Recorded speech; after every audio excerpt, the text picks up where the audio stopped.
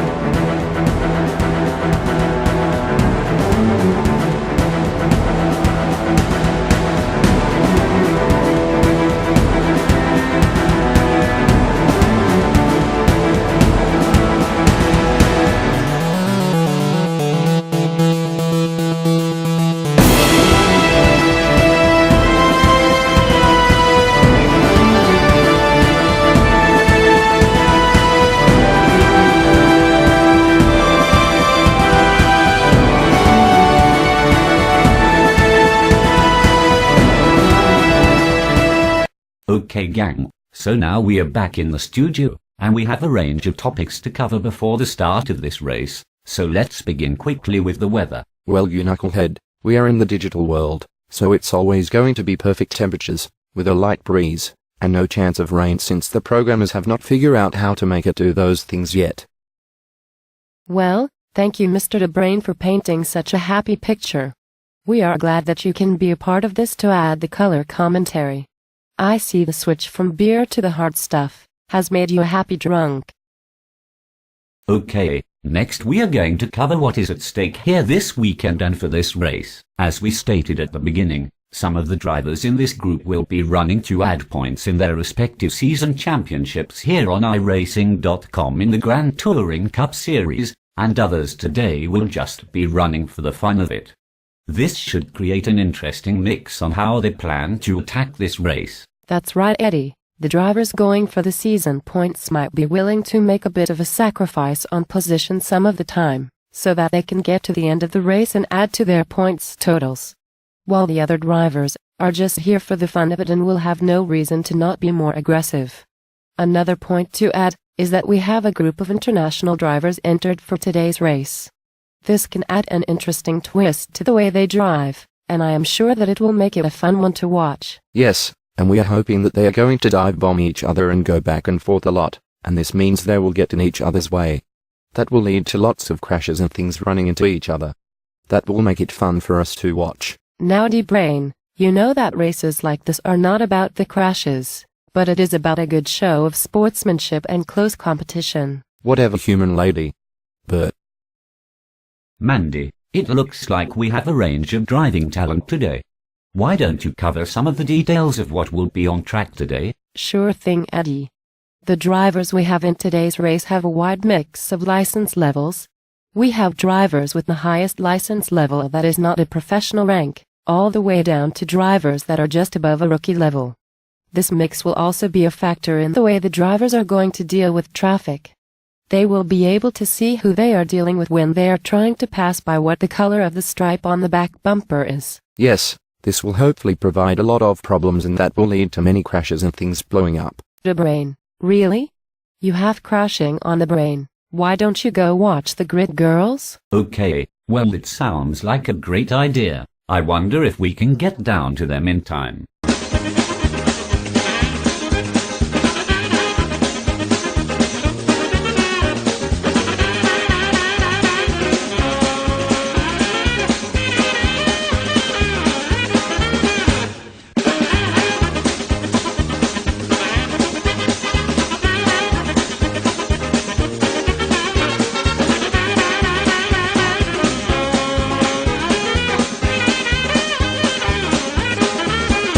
Oy vey.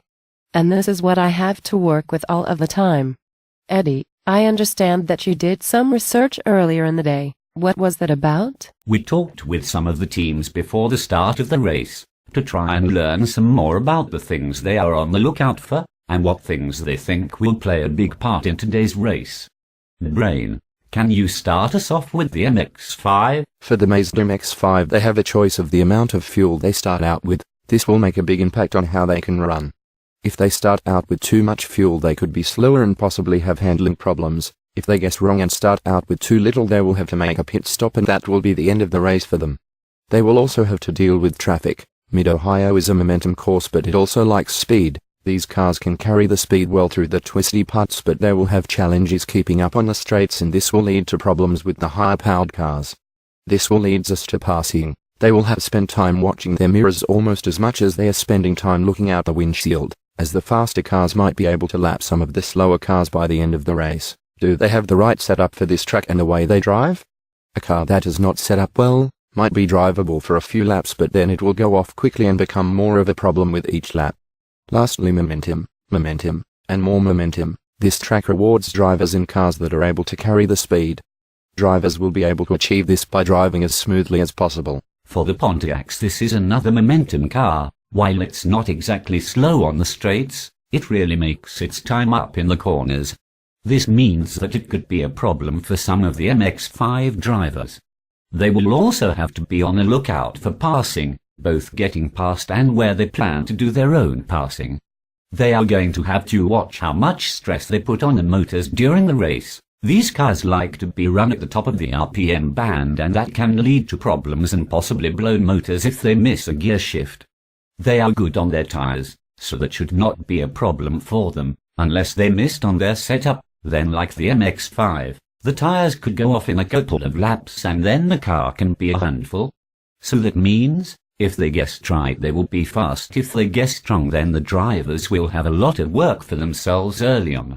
For the Volkswagen this is a spec class, so this means that the setup is controlled for them and they are not permitted to change anything. It also means that the drivers are going to have to adjust their styles to fit the car. These cars may have the smallest amount of horsepower, but they make up for the difference with a staggering 280 foot-pounds of torque. This means that they can get out of the corner a little easier and down the straights a little faster. They are the fastest on the straights, so that will put a premium on braking and tires at the end of the long back straight. They are also the heaviest of the three cars, so that means that they will be vulnerable under braking for passing. They will have to worry about tires. If they drive too hard at the start of the race the tires will go off early, and that means they will not be able to get through the corners as well, and they will probably start to spin the tires when trying to accelerate and that means losing traction and costing them positions. Next is passing. The VW seems to be able to carry the most speed when driven right. That means they will have to deal with picking the right spot to pass the other cars and planning when to do it and when to wait. This track has several good places to pass, and a bunch of them that are bad. So get it right and you will be rewarded. Get it wrong and you could have problems. Alright, next we are going to talk about mixed class racing.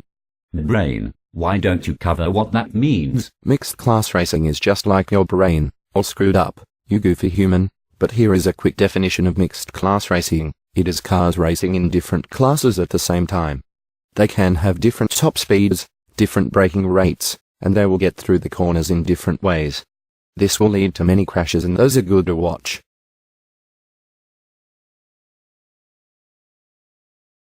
Mr. Brain, you mean passing and close racing, not crashes, right? Well yes, I guess that is what I said, human.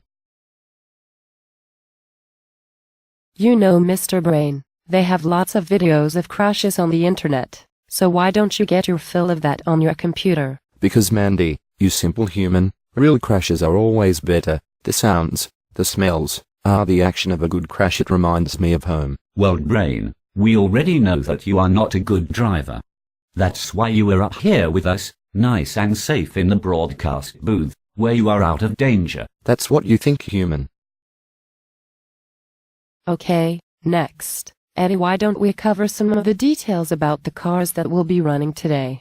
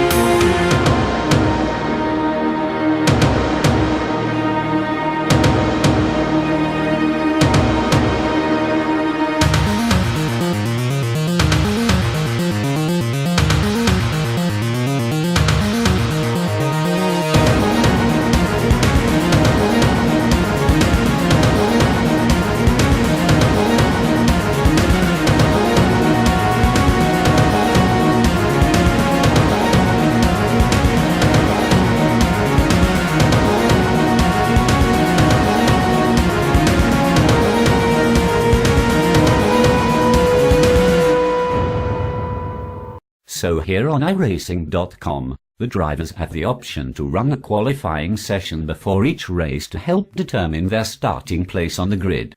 If they do not make one of the qualifying sessions, they are gridded first by the class of the car, then by the rank of their race license and safety rating. Well, it looks like we have a mix of drivers that have gone through qualifying and some that have not. This means that the grid will be all mixed up, and this will make for an exciting start.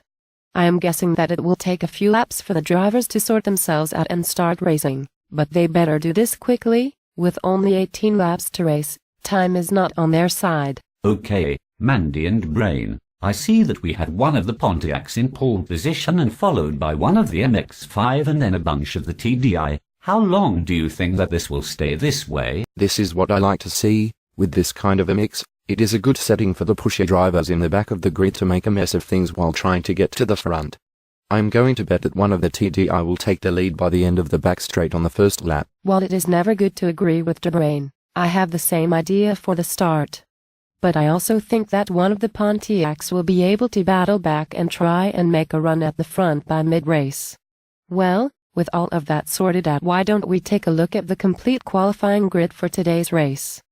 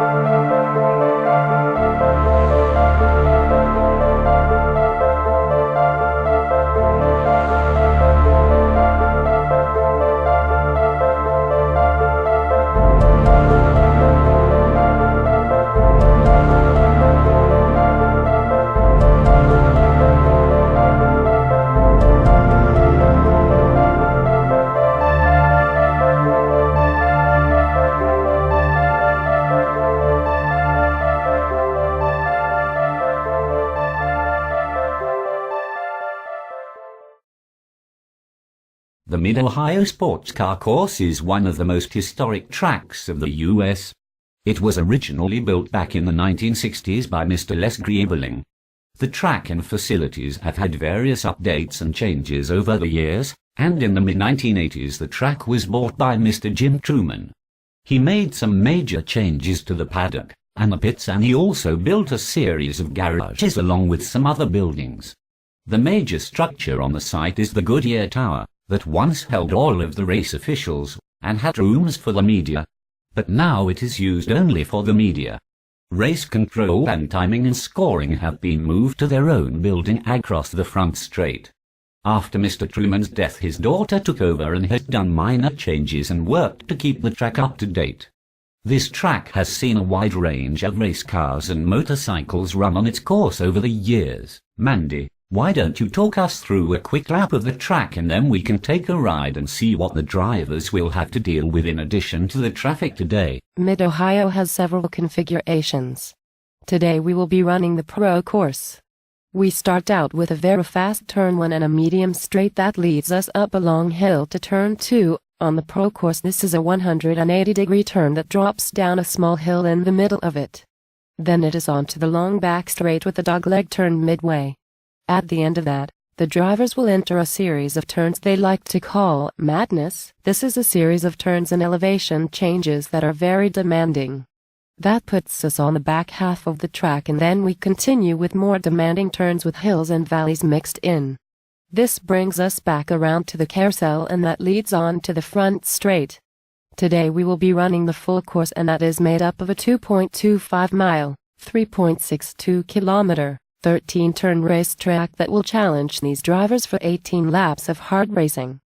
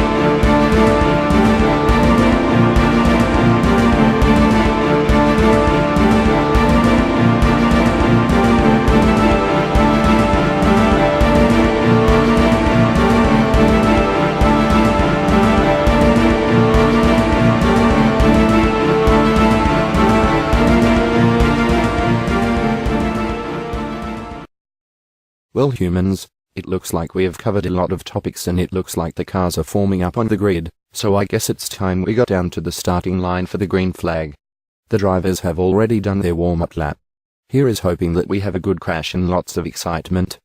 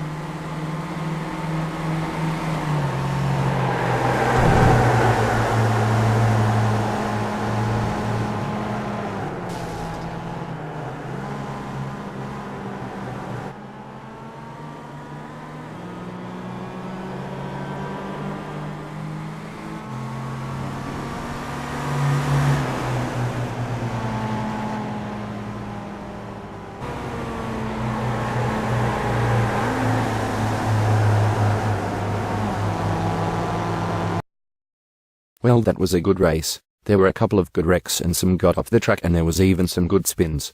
However, these drivers apparently are good enough at driving to keep from having a good solid old-fashioned crash like they have back home. It's kind of disappointing, to be honest, but I guess we still had a good race, and that was what we were looking for. Well, Mr. DeBrain, that was a kind thing to say about the race today. Are you feeling okay? Do you need a drink? Yes, you are right, that was a good race, and the drivers up at the front were running so close that I did not know who was going to win. There were some close pass attempts and they never got far apart. It also looks like I was right. There was one Pontiac that was able to battle back up to the front, and he gave it a good run at the win but only managed to come up third. It was a run that all three of them should be proud of. Yes, Mr. Brain, are you feeling okay? I mean, that was the nicest thing I have ever heard you say. And yes, that was a great race. The top three ran very close all race long. I do have to wonder if the first two TDI were not in the way what the Pontiac would have been able to do. The same question could be asked if the first place car was not holding up the other two. There were a few that had some problems during the race, and it looked like they got caught out by some of the tricky parts of the track. The traffic was not as much of a problem after they got spread out, and the passing was very clean. Overall, it was a race that everyone should be happy with. Well, with the close of the weekend, why don't we take a look at the final results for this race? And on behalf of all of us and iRacing.com, we would like to say thank you and hope that you enjoyed the show. Goodbye.